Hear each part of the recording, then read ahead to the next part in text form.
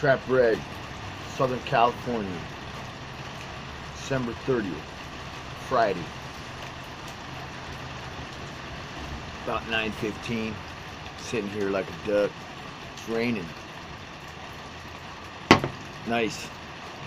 I went down the fishing hole down here yesterday, right down here where Salt Creek crosses Marietta Road.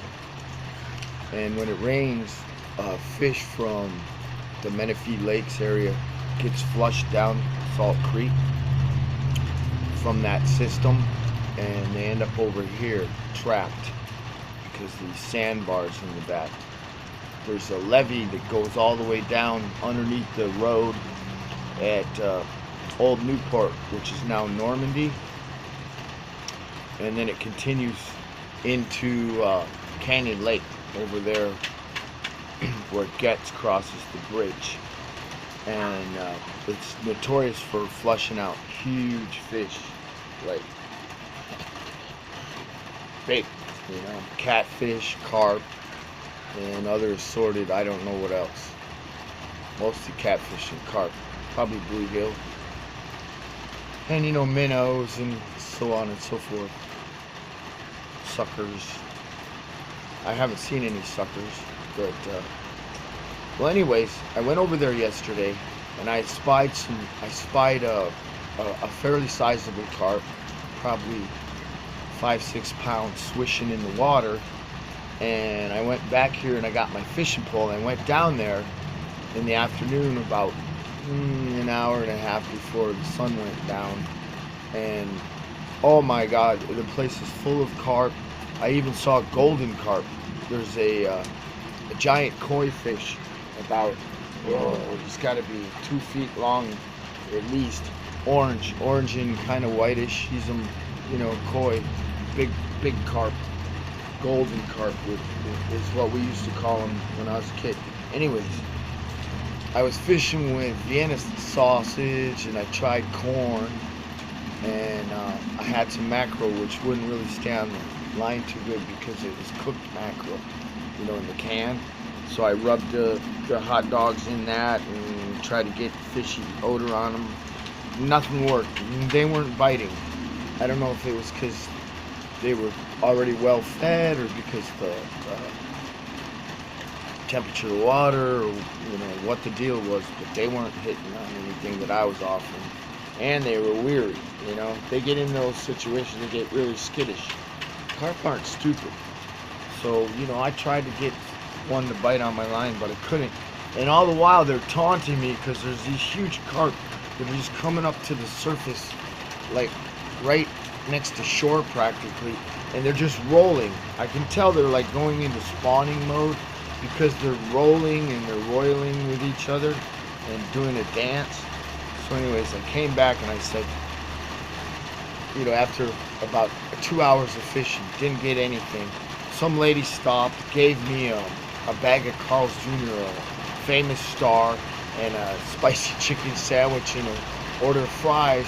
So I brought it back home, in my backpack, and I told the old lady, this lady gave me some free Carl's Jr. because she thought I was homeless. She came up to me, are you trying to get food? And I go, no, not really. I'm just out here fishing for the fun of it. I'm not homeless or anything. She goes, oh.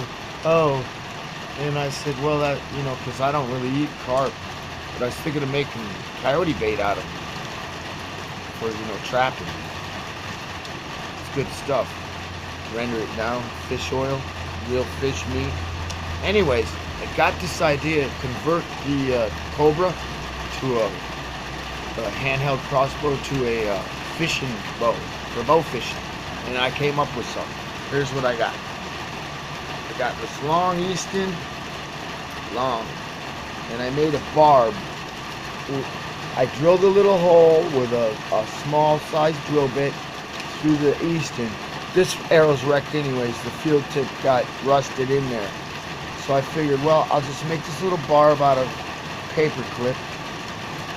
And I wrapped it around a couple times and twisted the tines. If that doesn't work, I'll come up with something else. And then the Easton arrow, I think this is a 2218. I can't even read it. I believe it is. I can't see the number on it.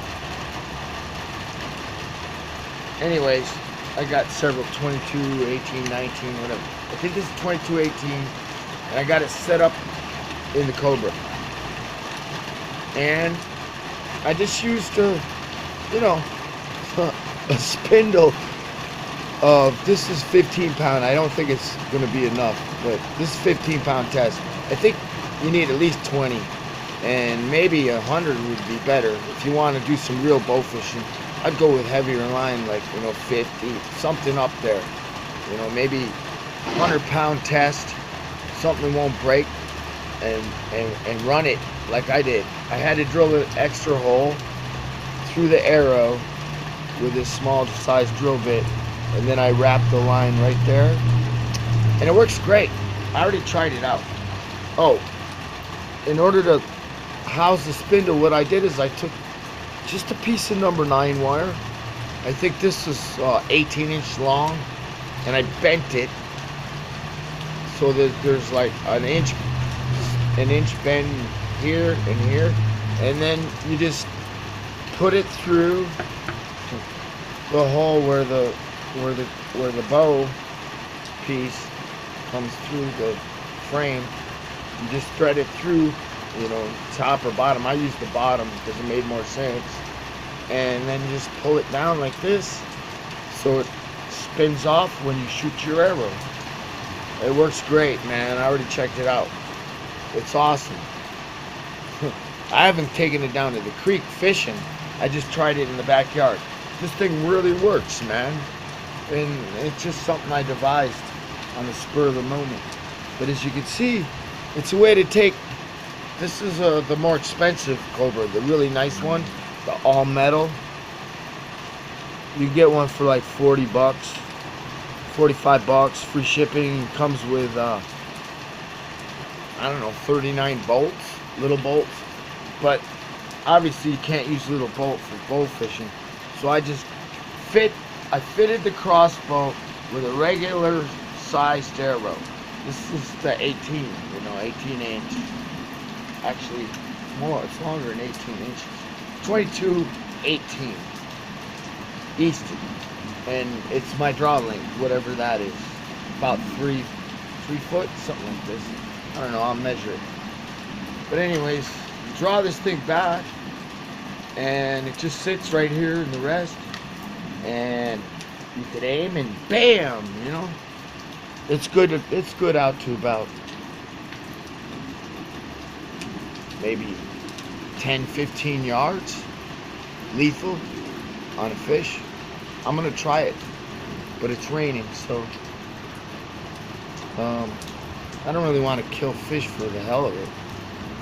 But I waste not, want not. It's a life. But if I have to take a life to prove this thing, its effectiveness, and make a video of it, then I guess that's what it is. Plus I need some coyote bait for my trapping expedition. It's coming up this year. The part's unknown. I don't even know where. Apparently a fur market is developing, some kind of fur market. And there's also a total eclipse of the sun on August 21st, 2017. The path of totality, it runs from Washington State down to like Florida, somewhere in there, through Nebraska, through Grand Island, Nebraska. But anyway, I don't know what time it occurs. I didn't look and see what time it's supposed to occur. And in any event, if you're not in the path of totality, you won't get a total eclipse.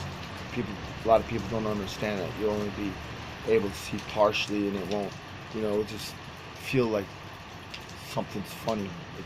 You can feel it, not just see it. It's magnetism, gravity. So anyway, this trap red with the homemade lethal handheld crossbow for fishing. like I said, with the price of an arrow and some fishing line and 18 inches of number 9 wire and a Cobra. You can get these Cobras, the plastic models, for about 26 bucks. But I prefer the metal. It's, you know, the metal one's really nice, substantial. This one's very easy to cock. You just take this handle, you push this button, grab it right here, and cock it back like this. I'm not gonna cock it back all the way. Just draw it back like so. And it's 80 pounds. 80 pounds of draw weight. So it really flings this arrow out pretty fast. The bolt's real nice. The bolt's effective range, the 7-inch bolts, their effective range, I would say, is lethal for hunting like rabbits. 20-30 yards. Anyways, you can use them on the trap line. It's a very nice weapon to put in your pack basket or whatever, you know, dispatch weapon. Anyways, this is Trap Red.